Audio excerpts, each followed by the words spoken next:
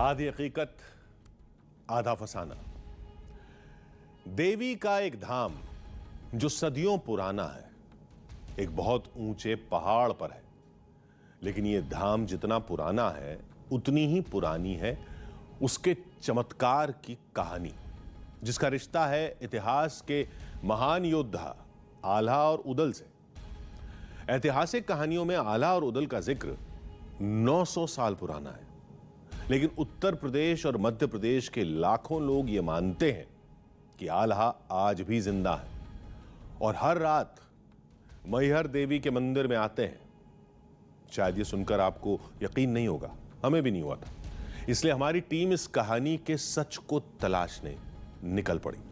तो हमें जो कुछ भी दिखा वो आपको भी अचरज में डाल देगा।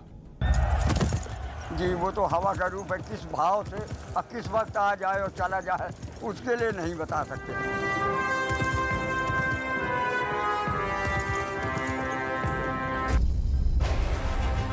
तो आला है, ये सबका मानना है, लाखों लोगों का मानना है। जो नहीं मान रहे हैं तो वो तो मूर्ख। आल्हा देव ही किसी रूप में मां के चरणों पर आए, पूजा अर्चना किसी रूप में किया और चले गए। हकीकत तो है। हकीकत इसलिए है कि समय समय पर कुछ ऐसी चीजें दिखती हैं जो सामान्य नहीं होती हैं। क्या कोई इंसान 900 साल तक जिंदा रह सकता है?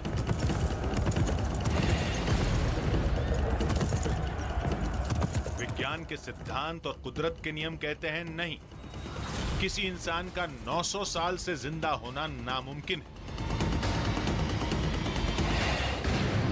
लेकिन देश का एक शहर है जहां लोग ये मानने को तैयार ही नहीं। एक दो नहीं, वहां आने वाले लाखों लोग मानते हैं कि इतिहास का एक महान योद्धा आज भी जिंदा है। नाम है आल्हा।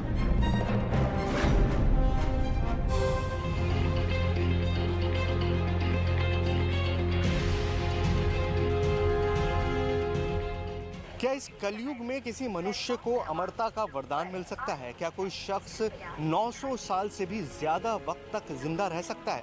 इन्हीं सवालों के जवाब तलाशने हम आए हैं दिल्ली से करीब 1000 किलोमीटर दूर मध्य प्रदेश के एक छोटे से शहर मैहर में। लेकिन यहाँ हमारी तलाश है एक ऐसे शख्स की जो 900 साल से जिंदा है। तो चलिए हम आपको लेकर चलते हैं और देखते हैं कि आखिर इस दावे में कितनी सच्चाई है। चलिए।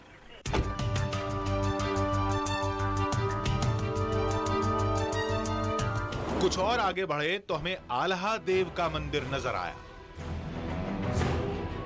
जहां के पुजारी हमें आल्हा की खड़ाऊ दिखाने लगे, जिसे देखकर ही आल्हा की विशाल काय कदकाठी का अंदाजा लगाया जा सकता है।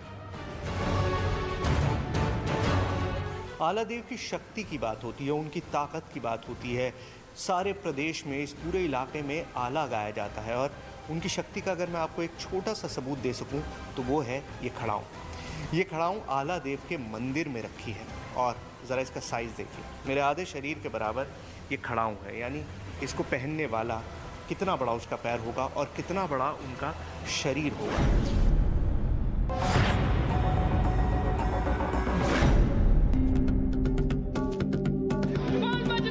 शहर की हर दूसरी गली में एक अखाड़ा नजर आता है, जहां अक्सर कुश्ती के ऐसे ही दांव पेच आजमाए जाते हैं। लोग मानते हैं कि यह परंपरा आल्हा उदल ने ही शुरू की थी। चंद कदमों के फासले पर ही हमें 12वीं शताब्दी का वो अखाड़ा भी दिखाया गया जहां आल्हा उदल कुश्ती लड़ा करते थे। इलाके के लोग आज भी यहां व्यायाम करने आते हैं, इस उम्मीद में कि उनका शरीर भी आल्हा जैसा ही शक्तिशाली हो। 900 साल से एक शख्स जिंदा है, वो हमारे दिलों में जिंदा है, ये तो हम जानते हैं। और उसी का सबूत है ये जगह। ये आल्हा उदल का अखाड़ा है और आप देख सकते हैं कि किस तरह से आज भी यहाँ पर भक्ति की जा सकती है, पूजा की जाती है, बाकायदा डंड पेल के, व्यायाम करके, एक्सरसाइज करके। इन तमाम कहानियों को सुनने के बाद हमें तलाश थी किसी ऐसे शख्स की जो इन कहानियों का सबसे बड़ा चश्मदीद हो। और वो शख्स थे मैहर देवी के मुख्य पुजारी देवी प्रसाद जी महाराज, जो हमें कुछ ऐसे किस्से सुनाने लगे जिन पर यकीन करना बेहद मुश्किल था। एक भी कोई था ही नहीं वहाँ पर।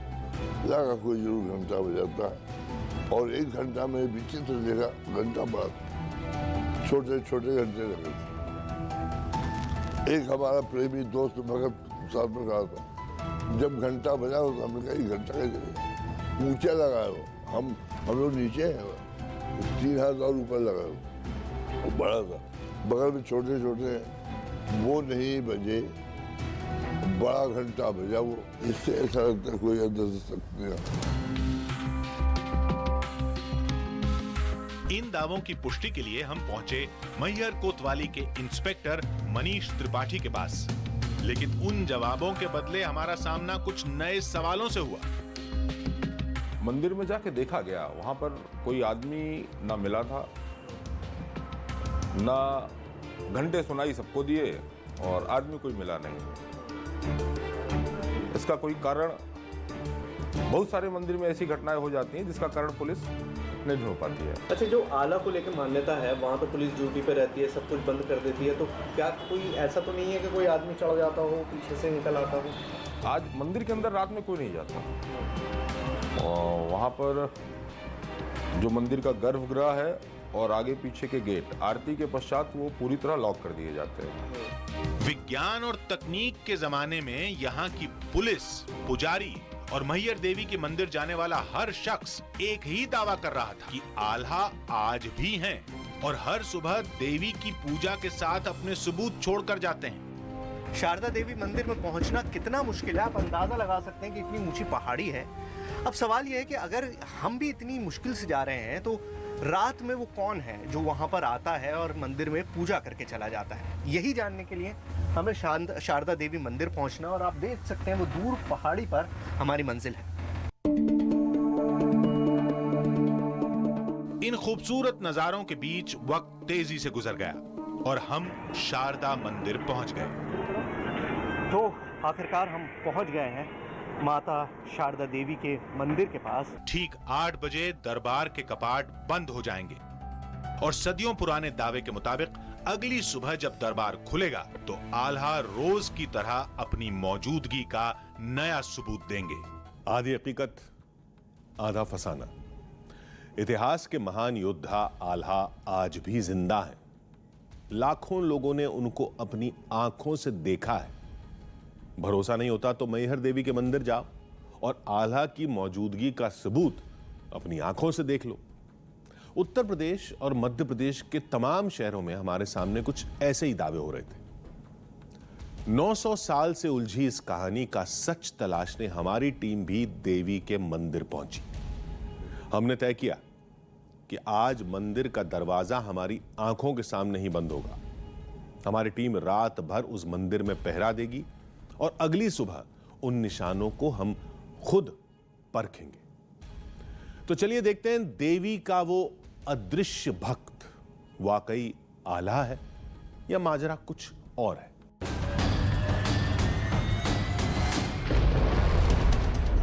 कौन मानेगा कि 12वीं शताब्दी का योद्धा आल्हा आज भी जिंदा है?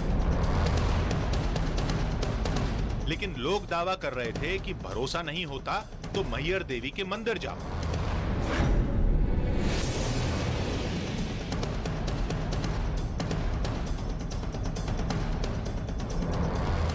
शाम ढलने के बाद हम उसी मंदिर में थे।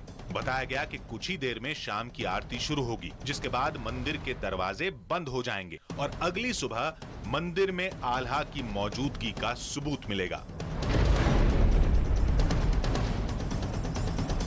संपूर्ण तरीके से और विश्वास से कहा जा सकता है कि आल्हा को अमरता का वरदान मां शारदा ने दिया है। हर तरफ सिर्फ यही दावा था कि आल्हा हवा के झोंके की तरह आते हैं, इस मंदिर में अपना सबूत छोड़ जाते हैं। खैर, सच सामने आने में अब ज्यादा वक्त नहीं था। कुछ ही देर में मंदिर की शयन आरती शुरू हो गई।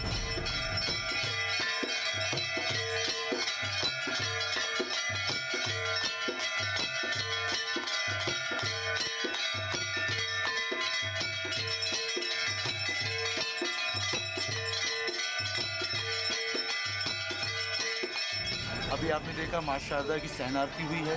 सहन आरती होने के बाद सभी दर्शनार्थियों को दर्शन करवाने के बाद माता जी का शयन होता है। ये आप माँ के विश्राम के लिए ये पलंग लगता है। देवी के विश्राम की तैयारियां शुरू हो गईं। एक पलंग सजाया गया।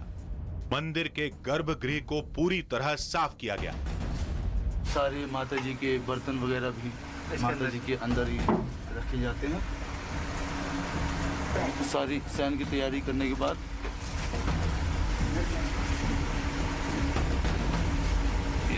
माँ के चरणों में उसमें कुछ फूल अर्पित कर दिए जाते हैं। अब सुबह माता जी का चमत्कार जो भी होगा आप देखेंगे। अभी आप ही के सामने पट बंद कर दिए जाएंगे और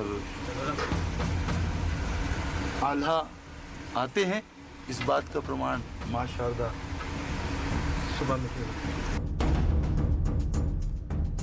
मेन पट है। इसके बाद ये जंजीर है, ये भी गेट लगेगा, ये भी गेट लगेगा। तो 2 मेन गेट बंद करेंगे। इसके बाद बाहर की भी गेट्स हैं। शारदा मैया की जय, शारदा मैया की जय, शारदा मैया की। कैमरे के सामने ही गर्भगृह का दरवाजा बंद हो गया। उस पर एक बड़ा सा ताला भी लगाया गया और फिर गर्भगृह के बाहर लगे उस चैनल पर भी एक ताला जड़ दिया गया। मंदिर में कुछ सिक्योरिटी गार्ड के अलावा अब कोई नहीं था। ऐसा कभी नहीं हुआ कि कोई रह गया हो यहाँ पे रुका हुआ नहीं हो? नहीं सर, हाँ, यहाँ कोई बिल्कुल नहीं रुक पाता। यहाँ फोर्स लगी हुई है, वो बिल्कुल 24 घंटे बराबर, दिन न रात। हमें इस मंदिर में रुकने की इजाजत नहीं मिली, लेकिन हमने फैसला किया कि मंदिर के हर रास्ते की पूरी तसल्ली के बाद ही यहां से जाएंगे। तो शुक्ला जी, मंदिर बंद हो गया, सब लोग चले गए। अब ये बताइए कि आप यहाँ पर ड्यूटी पे रहेंगे, तो आला आते हैं या आप मानते हैं? आते हैं, लेकिन समय निर्धारित नहीं है। और किस रूप में आते हैं? हवा के रूप में आते हैं। इंतजार अगली सुबह का था और सुबह हमें जो कुछ भी दिखाई दिया उसकी हमने कल्पना भी नहीं की थी।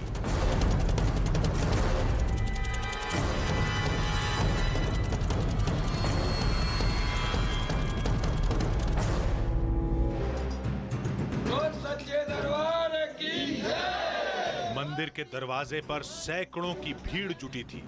दरबार के कपाट खुलते ही 900 साल पुराने उस रहस्य का खुलासा भी होने वाला था और हम भी तय वक्त पर वहां पहुंच चुके थे।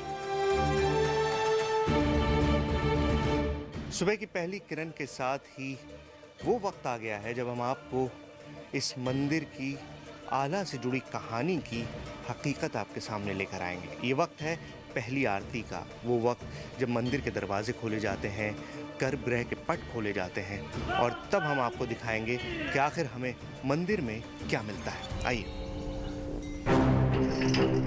मंदिर के पुजारी सुमित महाराज ने अपने हाथों से दरबार का पहला ताला खोला। देवी देवताओं का जलाभिषेक किया गया।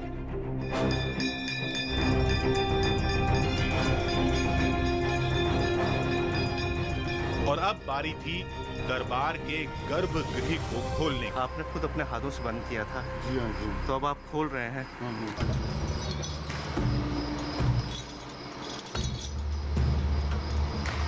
बातों बातों में ये ताला भी खुल गया।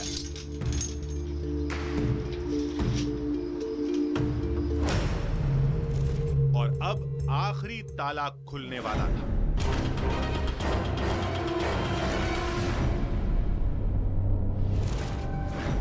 लेकिन वो दरवाजा खुला तो जैसे आंखों पर यकीन नहीं हुआ। हमें कुछ ऐसी तस्वीर दिखाई दी जिसका हमारे पास फिलहाल कोई जवाब नहीं था। बोले शारदा मैया की।